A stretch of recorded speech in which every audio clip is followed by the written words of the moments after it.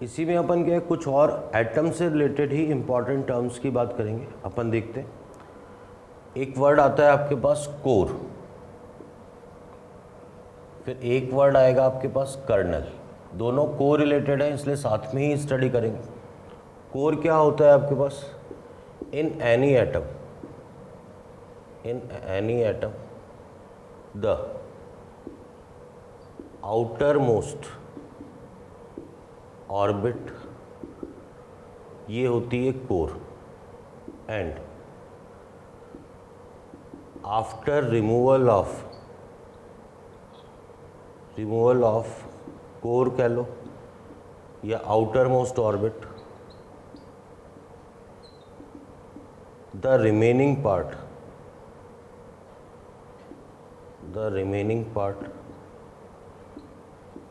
Of atom is equal to kernel. Outermost orbit तो क्या हो गई? कोर, और कोर को हटाने के बाद जो रिमेनिंग पार्ट बचेगा वो क्या होगा? कर्नल। तो अपन अभी देखेंगे core equal to kernel charge आएगा, जो कि पूछा जाता है। ये इक्वल टू आता है आउटर मोस्ट इलेक्ट्रॉन।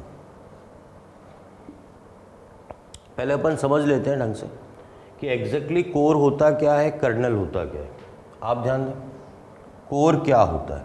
ठीक है भाई, कार्बन की बात करें, 6 कार्बन के अंदर 6 इलेक्ट्रॉन्स हैं। ये है 1s2 2s2 and 2p2। First orbit में 2 है, सेकंड ऑर्बिट में 4 इलेक्ट्रॉन्स, 6 प्रोटॉन 6 न्यूट्रॉन। ये तो आपके पास न्यूक्लियस है। फर्स्ट ऑर्बिट के अंदर कितने इलेक्ट्रॉन्स हैं? 2। सेकेंड ऑर्बिट के अंदर क्या है आपके पास? 4 इलेक्ट्रॉन्स। तो ये तो आपके पास क्या है? कोर है। अब आपने क्या किया, इसमें से कोर को अगर हटा दिया तो जो रिमेनिंग पार्ट बचेगा 6 प्रोटॉन 6 न्यूट्रॉन, और इस ऑर्बिट में कितने इलेक्ट्रॉन? 2। तो ये आपके पास क्या रिमेनिंग पार्ट क्या बचेगा? कर्नल। अब अपन चार्ज की बात करें, तो चार्ज पे ध्यान दें आप कि 6 प्रोटॉन 6 इलेक्ट्रॉन, तो 0 चार्ज आ गया। यहाँ पर बात करें तो 6 प्रोटॉन एंड कितने इलेक्ट्रॉन्स आ गए? 2 इलेक्ट्रॉन्स। तो यहाँ कितना चार्ज आ गया? +4। तो कोर और कर्नल चार्ज तो आपके पास सेम ही होता है, पर साइन का फ़र्क होता है। ये प्लस में होता है और ये किस में होता है? माइनस में होता है। तो आपसे क्वेश्चन ये भी पूछा जाता है कि ये जैसे टेबल की फॉर्म में कर ले, एलिमेंट्स की बात कर रहे हैं, एलिमेंट्स, और यहाँ पर लिख रहे हैं अपन कर्नल या कोर चार्ज। तो अगर बात करें सोडियम, आउटर मोस्ट में 1 इलेक्ट्रॉन है, 1 आ गया। क्लोरीन 7 आ गया। नाइट्रोजन की बात करें 5 आ गया। हीलियम के आउटर मोस्ट में 2 हैं, 2 आ गया। जिनॉन की बात करें 8 आ गया। नियॉन की बात करें 8 आ गया। ऑक्सीजन की बात करें 6 आ गया। कैल्शियम की बात करें 2 आ गया। एल्यूमिनियम की बात करें 3 आ गया। ठीक है, आप ध्यान देना मेरी बात पे। देखो बहुत ही आसान सा है, लेकिन अभी इसकी इम्पोर्टेंस आपको ज़्यादा बेटर डी ब्लॉक में समझ में आएगी जब अपन कहेंगे कि उनकी वेरिएबल वैलेंसी होती है due to unstability of kernel. तो कर्नल कोर क्या है, कोर चार्ज क्या है। आप ये पूछ सकते हैं कि इसमें सर क्वेश्चन कंटेनिंग पार्ट क्या है। तो मेनली क्वेश्चन कंटेनिंग पार्ट है कि कर्नल और कोर चार्ज की वैल्यू, और बहुत ही आसान सा, ये इक्वल टू क्या होता है? जितने आउटर मोस्ट में इलेक्ट्रॉन्स है। जैसे इवन मैग्नीज की बात कर दें तो मैग्नीज के आउटर मोस्ट में कितने इलेक्ट्रॉन है? 2। तो कोर या कर्नल चार्ज कितना आ जाएगा? 2 आ जाएगा। कोर क्या है? आउटर मोस्ट ऑर्बिट क्या है आपके पास? ये जो आउटर मोस्ट ऑर्बिट है यही क्या है? कोर है। आउटर मोस्ट ऑर्बिट को जब आपने रिमूव कर दिया तो एटम का रिमेनिंग पार्ट क्या है आपके पास? कर्नल है। ठीक है, आगे बढ़ते हैं। तो अभी अपन ने इससे पहले थोड़ी देर पहले पढ़ा था आइसोटॉप्स। तो आइसोटॉप्स के कारण क्या है, जो एटॉमिक वेट आता है वो एवरेज एटॉमिक वेट आता है, या अपन ये कहें कि जो एटॉमिक वेट फ्रैक्शन में आता है वो क्यों आता है, तो उसके पीछे जो लॉजिक है वो भी क्या है? आइसोटॉप्स है। तो अपन हेडिंग लिखते हैं इसके अंदर एवरेज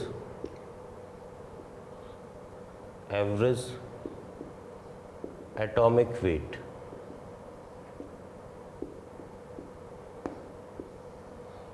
या इसको ये भी बोलते हैं अपन आइसोटॉपिक वेट या मास कह सकते हैं आप।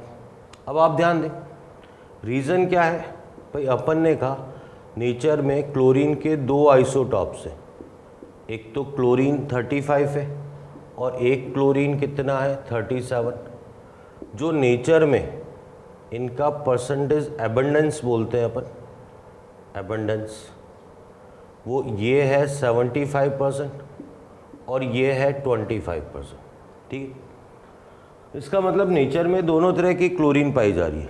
अब मान लो मुझे 100 क्लोरीन एटम्स का वेट निकाल रहा है, 100 एटम्स इनका वेट निकालना है, इनका मास निकालना है, तो मैं कहूँगा 75 क्लोरीन का तो कितना है, इतना है, और 25 क्लोरीन का कितना है 37, तो 100 एटम का टोटल वेट इतना आ गया। तो 1 एटम का टोटल कितना आएगा weight, 75 into 35 plus 25 into 37 upon 100। तो यही इसका क्या आ जाएगा, एटॉमिक वेट आ जाएगा। और जो क्लोरीन का एटॉमिक वेट आता है 35.5, वो इसी रीज़न से आता है। ठीक है, तो ये बेसिकली थ्योरी होती है कि अपन इसको मैथमेटिकली एवरेज वेट बोलते हैं इसको। ठीक है, तो जितना परसेंटेज एबंडेंस है, ठीक है, उसके हिसाब से इस तरीके से एवरेज एटॉमिक वेट कैलकुलेट किया जाता है। अब आप ध्यान दें, इवन इतने सिंपल क्वेश्चन भी एग्ज़ाम में पूछे हुए हैं। ठीक है, जैसे आपको ये दे रखा है कि Fe 55 दे रखा है, Fe 56 दे रखा है एंड Fe 57 दे रखा है। आपको परसेंटेज इन नेचर दे रखा है। ठीक है, ये 90% दे रखा है, ये 8% दे रखा है, ये 2% दे रखा है। आपसे पूछा एवरेज एटॉमिक वेट ये कितना होगा, बिल्कुल आसान सा।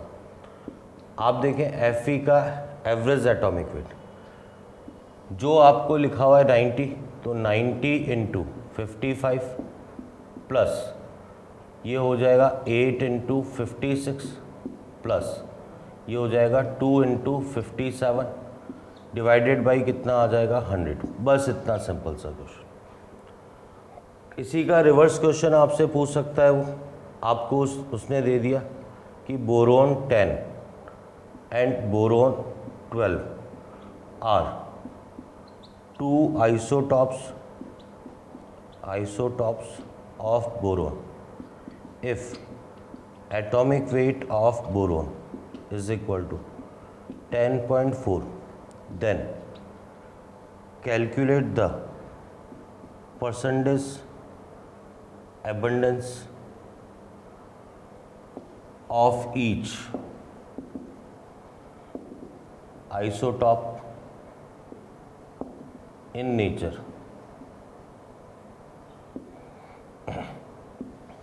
देखिए, जो अभी अपन ने क्वेश्चन किया है वैसा ही सॉल्यूशन है, बस थोड़ा सा क्या है रिवर्स टाइप का क्वेश्चन है। अपन ने सॉल्यूशन में लिखा कि आप ध्यान दें, ऐसा लिखा कि जो बोरोन का एटॉमिक वेट आना चाहिए, मैंने ऐसा मान लिया बोरोन 10 का नेचर में x% है, तो बोरोन 12 कितना आ जाएगा 100 माइनस x%। तो जो एटॉमिक वेट आएगा 10x plus 12 into 100 minus x upon 100, और ये वैल्यू आपके पास कितनी आ जाएगी 10.4। तो इससे आपके पास x की वैल्यू भी आ जाएगी एंड 100 माइनस एक्स भी आ जाएगा। मैं बताता हूँ क्या है इसके अंदर। तो जब आप इस तरीके से क्वेश्चन सॉल्व कर रहे हैं तो क्या है, पहली बात तो ये 90 into 55, 8 into 56, 2 into 57 divided by 100, तो ये इसका क्या आ जाएगा average atomic weight. Reverse question में यही किया, मान लिया x से 100 माइनस एक्स होगा, तो एक इक्वेशन बन जाएगी जिससे x और 100 माइनस एक्स की वैल्यू है। मेन कंसेप्ट क्या है कि जो एटॉमिक वेट पॉइंट्स में आता है उसके लिए कौन रिस्पॉन्सिबल है, आइसोटॉप्स रिस्पॉन्सिबल, इसीलिए इनको आइसोटॉपिक मास भी बोला जाता है। ठीक है, आगे देखते हैं। अब देखो अपन एटॉमिक वेट की बात करते हैं। आप क्या करेंगे, ये एटॉमिक वेट पूरी केमिस्ट्री में ज़रूरत पड़ेगी और जैसे मैं आपको 1 से लेके 20 तक का बता रहा हूँ आप वैसा ही याद करेंगे। तो अपन बात करते हैं एटॉमिक वेट की। एटॉमिक वेट ये 1 से लेके 20 तक एलिमेंट्स हैं, इनके आपको याद करना है। शॉर्ट ट्रिक क्या है मैं आपको बताता हूँ, इस आसान तरीके से आप याद करेंगे। जो 9 से लेके 20 तक एलिमेंट्स होंगे, इसमें जो इवन नंबर पे आ रहा है उसको आप 2 से मल्टीप्लाई कर देंगे। जो ऑड नंबर पे आ रहा है इस पे 2 से मल्टीप्लाई करके कितना कर देंगे, +1 कर देंगे। अभी मेरी बात आपको आ जाएगी समझ में। देखो 9 नंबर पे आता है फ्लोरीन, फिर 10 नंबर पे आता है नियॉन, सोडियम आता है 11 नंबर पे, फिर इसके बाद मैग्नीशियम आता है आपके पास 12 नंबर पे, फिर आपके पास एल्यूमिनियम आता है 13 नंबर पे, सिलिकॉन आता है 14 नंबर पे, फास्फोरस आता है 15 नंबर पे, सल्फ़र आता है 16 नंबर पे, क्लोरीन आपके पास आता है 17 नंबर पे, नियॉन आता है 18 नंबर पे, सॉरी ये आर्गन आता है, तो अपन सही करते हैं इसको, आर्गन आता है अपने पास 18 नंबर पे, ठीक है। फिर पोटेशियम आता है 19 पे और कैल्शियम आता है 20 पे। देखो दो आपके पास क्लोरीन का 35.5 है और आर्गन का 40 है। इसके लिए मैं कुछ सजेशन नहीं दे रहा हूँ, आपको सीधे सीधे मेमोराइज करना। सबसे पहले अपन इवन नंबर वाले लेते हैं। 10 तो ये कितना हो गया 20, ये 24, ये 28, ये 32 और ये आपके पास आ गया 40, ठीक है। फिर ऑड नंबर में 2 का मल्टीप्लाई करके +1, ये 19 आ गया, ये 23 आ गया, ये 27 आ गया, ये 31 आ गया, ये 39 आ गया, ये तो अपने पास ही।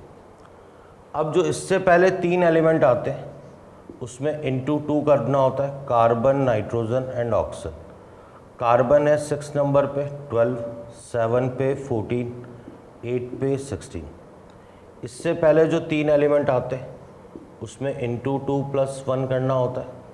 ये है आपके पास लिथियम, बेरिलियम, बोरोन, 3, 4 एंड 5, ये 7, ये 9, ये 11। और 2 एलिमेंट आपको पता ही है 1H1 एंड 2 हीलियम 4। मैं क्लियरली बता दूँ 1 से 20 कोई बहुत अच्छी शॉर्ट ट्रिक नहीं है, पर इसके अलावा कोई तरीका भी नहीं। आप 2-3 बार लिखेंगे तो आपको 100% ये मेमोराइज हो जाएगा।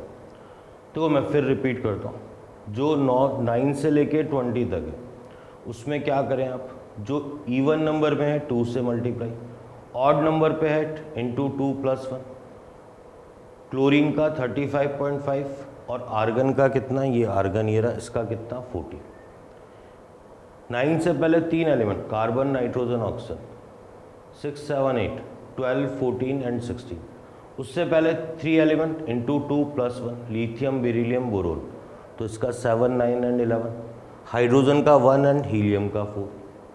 एटॉमिक वेट का जो सम होता है वही क्या होता है, molecular weight. Molecular weight is equal to total sum of atomic weight. Atomic weight का टोटल सम है भाई, जैसे अपन बात करें CO2 की, तो कार्बन का आपके पास कितना आ चुका है, 12 आ चुका है, +2 × 16, तो ये कितना आ गया 44 आ गया। मान लो CaCl2 0.2H2O लिखा हुआ है, तो कैल्शियम का आपके पास कितना आ गया 40 आ गया, 2 × 35.5 + 2 × 18 आ गया, सम करेंगे 111 आ जाएगा।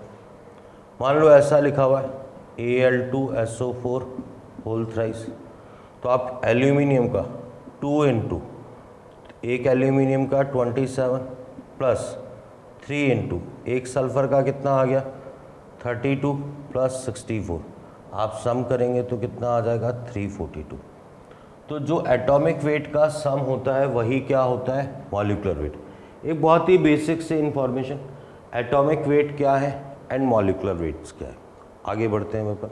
हाँ, इसके बाद अपन एक थ्योरेटिकल पार्ट स्टडी करेंगे, different atomic models, Dalton's, Thomson's and Rutherford's. Bohr का पी है बड़ा इंपॉर्टेंट। सबसे पहले अपन बात करते हैं डाल्टन्स एटॉमिक मॉडल।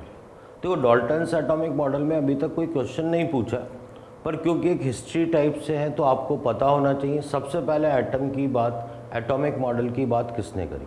तो अपन हेडिंग लिख रहे हैं डिफरेंट एटॉमिक मॉडल्स। इसके अंदर पहला आ रहा है आपके पास डाल्टन्स एटॉमिक मॉडल। आप ध्यान दें इसके पोस्टुलेट्स क्या थे जो उसने सबसे पहले बात बताई। ऑल मैटर्स, ऑल कंपाउंड्स बोल रहे are formed by very small particle which is undivisible and known as atom। उसने कहा कि भाई आप अपन ऐसा समझ सकते हैं, उसने कहा मान लो ये कोई कंपाउंड है, तो ये क्या है, बहुत छोटे छोटे पार्टिकल से मिलके बना है। तो जो सबसे छोटा पार्टिकल होगा, जो स्मॉलेस्ट पार्टिकल होगा, स्मॉलेस्ट पार्टिकल जो फर्दर डिवाइड नहीं कर सकते, तो इसने क्या नाम लिया? Smallest particle which is further can not be divide, उसी को इसने क्या नाम दिया? एटम नाम दिया। फिर इसने बोला इन एनी कंपाउंड ऑल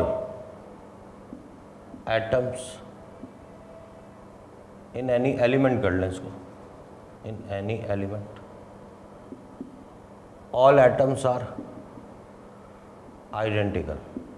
ठीक है भाई, जैसे मान लो आपके पास आयरन की एक रॉड है, तो ये कह रहा है इसमें आयरन के बहुत सारे एटम हैं। सारे एटम क्या होंगे? इन साइज, मास, प्रॉपर्टीज सब में क्या होंगे? बिल्कुल आइडेंटिकल होंगे। तो उसने ये बात बताई। फिर इसने एक पॉइंट और बताया, atoms take part in chemical reaction, ये केमिकल रिएक्शन में पार्टिसिपेट करते हैं। फिर एक और पॉइंट बताया इसने, एटम्स ऑफ डिफरेंट एलिमेंट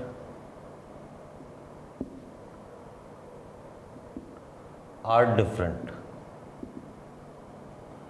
देखो कॉपर का अगर एटम है, आयरन का एटम है, अगर मान लो जिनॉन का एटम है, तो वो कह रहा है कि ये एटम क्या होंगे, चाहे साइज़ कह लो, वेट कह लो, हर लिहाज से क्या होंगे? अलग होंगे। एक एलिमेंट के सारे एटम सेम होंगे, लेकिन क्या है, इस तरीके से डिफरेंट होंगे। फिर इसमें क्या है, डीमेरिट्स थी, इसमें बहुत सारी कमियां थी। जो मेनली कमी थी वो ये थी कि why atoms of same element are different. फिर दूसरी जो सबसे बड़ी कमी थी, सब atomic particle, electron, proton, neutron, इनका कोई एक्सप्लेनेशन नहीं था। तो अपन सिंपल वे में बताते। भाई उसने कहा कि मान लो ये आयरन है, तो आयरन में क्या होगा, छोटे छोटे आयरन के एटम्स होंगे। जो सबसे छोटा होगा, जिसको फर्दर डिवाइड नहीं कर सकते, वो आपके पास क्या होगा? एटम होगा। एक ही एलिमेंट के जो सारे एटम होंगे, आयरन का कोई सा भी एटम ले लो, दो एटम का कंपैरिजन करेंगे तो वो क्या होंगे? बिल्कुल आइडेंटिकल होंगे। फिर अगर दो डिफरेंट एलिमेंट के एटम्स हैं तो वो डिफरेंट होंगे। फिर इस जो डीमेरिट्स थी सबसे बड़ी, तो ये बात थी कि भाई जैसे कार्बन C12 भी होता है, कार्बन C14 भी होता है, तो ऐसा क्यों है? इसके पास कोई जवाब नहीं था। फर्दर डिस्कवरी हुई इलेक्ट्रॉन, तो एटम के अंदर ही जो सब पार्टिकल्स होते हैं उसका कोई एक्सप्लेनेशन नहीं था। आगे देखते हैं। इसके बाद अपन सेकंड बात करते हैं, थॉमसन्स एटॉमिक मॉडल।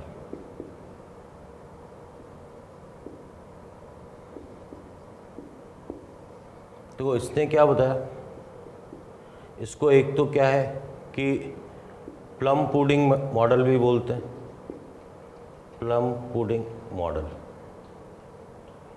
फिर इसके अलावा रेजिन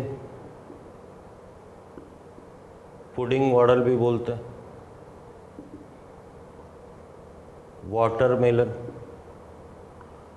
मॉडल भी बोलते हैं। तो इसके 3 नाम हैं। इसके अकॉर्डिंग क्या था, तो ये 3 नाम है, थोड़ा थ्योरेटिकल है, कोई ऐसी खास बात नहीं। फिर इसके अकॉर्डिंग क्या था, electrons are trapped in proton like seeds are trapped in remaining part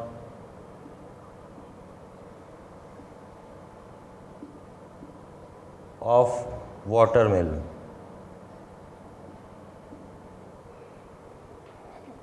Electrons are trapped in proton like seeds are trapped in remaining part of watermelon. देखो क्या है भाई, जैसे वाटरमेलन में क्या होते हैं, ये सीड्स होते हैं ना बीच बीच में, तो उसने बताया कि ये तो प्रोटॉन्स हैं और ये क्या है, इलेक्ट्रॉन्स हैं।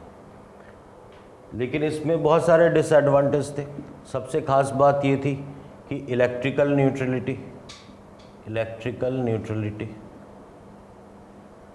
Can not be explained. फिर एक कमी थी इसके अंदर, जो एटॉमिक वेट है, atomic weight can not be explained. फिर था कि जो scattering Rutherford's scattering experiment is not explained. भाई ये था तो देखो आपको भी पता है कि इस तरीके से ना तो इलेक्ट्रॉनिक डिस्ट्रीब्यूशन होता है ना प्रोटॉन्स होते हैं, तो ये मॉडल कम्प्लीटली रॉन्ग था मॉडल, ठीक है। तो ये इसके बाद अपन थर्ड मॉडल की बात करते हैं। तो अपने पास आता है रदरफोर्ड्स, थर्ड नंबर आता है रदरफोर्ड्स स्कैटरिंग एक्सपेरिमेंट, ठीक। इसमें क्या किया इसने, जो अल्फा पार्टिकल्स है, alpha particles are bombarded on gold foil according to given diagram।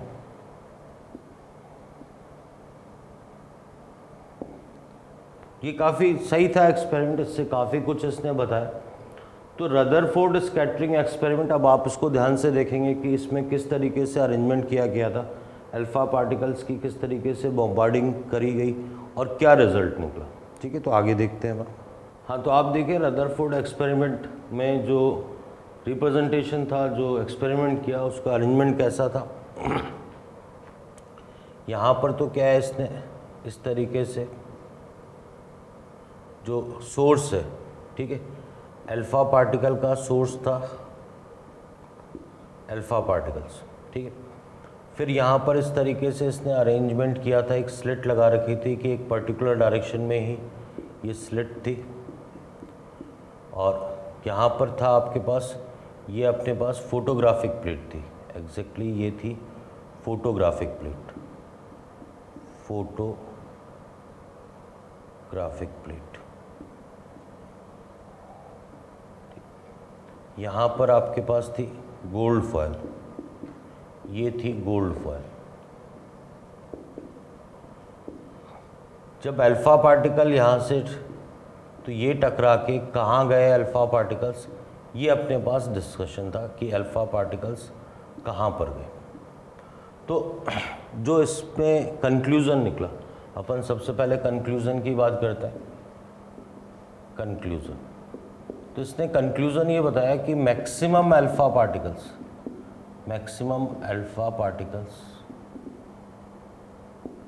Are undeflected.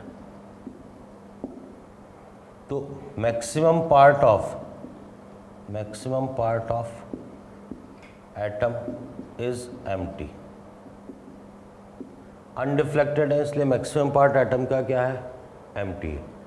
दूसरा, out of 20,000 only 1 alpha particle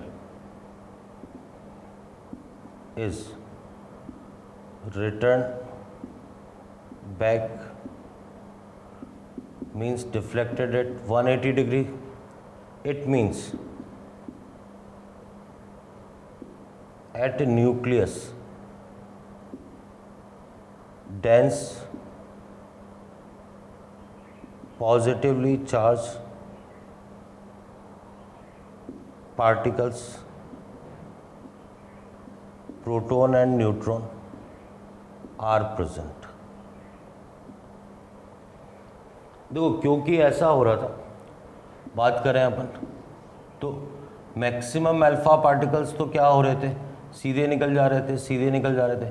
कुछ अल्फा पार्टिकल डिफ्रैक्ट हो रहे थे और कुछ क्या हो रहे थे, बहुत कम 180 डिग्री पे ही वापस आ रहे थे। तो इसने कंक्लूज़न क्या निकाला, इससे कंक्लूज़न ये निकाला कि इसके बीचों बीच, एटम के बीचों बीच क्या होता है, न्यूक्लियस होता है। ठीक है, न्यूक्लियस में क्या होता है, क्योंकि उसने कहा कि भाई मैक्सिमम सीधे निकल रहे हैं इसलिए न्यूट्रॉन इलेक्ट्रॉन की तुलना में हैवियर होता है। तो न्यूट्रॉन भी कहाँ पर होता है, न्यूक्लियस में होता है। तो उसने फाइनली जो अरेंजमेंट दिया उसमें ये बताया कि न्यूक्लियस में तो प्रोटॉन न्यूट्रॉन होंगे, और व्हाट अबाउट इलेक्ट्रॉन। तो उसने कहा कि रिमेनिंग पार्ट में क्या होते हैं, इलेक्ट्रॉन, पर कैसा मूवमेंट होता है और इस बारे में नहीं बताया। तो उसने मेनली क्या बताया था कि ये प्रोटॉन और ये न्यूट्रॉन तो न्यूक्लियस में होते हैं और इलेक्ट्रॉन क्या है, इस तरीके से होते हैं। फिर उसने बताया कि electron moves in circular path at fixed orbit.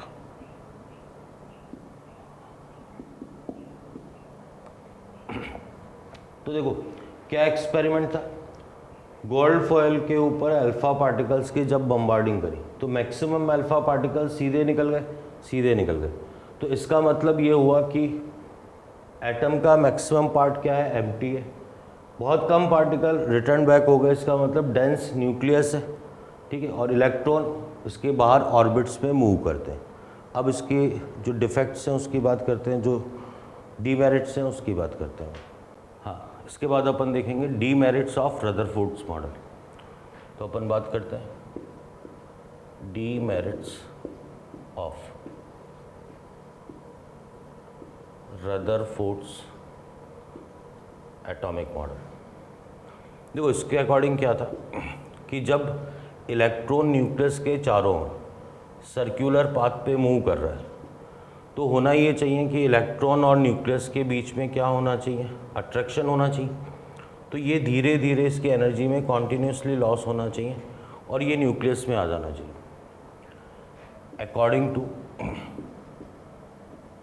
According to electrostatic force the energy of electron will be decreased continuously and electron is merged in nucleus। पर ये होता नहीं, तो इलेक्ट्रॉन की एनर्जी में कॉन्टीन्यूसली लॉस होना चाहिए और वो किस में आ जाना चाहिए, न्यूक्लियस में। पर ऐसा होता नहीं है, जो कि रदरफोर्ड नहीं समझा सका। ठीक है, फिर इसको अपन फर्स्ट नंबर दे सकते हैं। सेकंड नंबर अपन बात करें, if loss in energy is continuous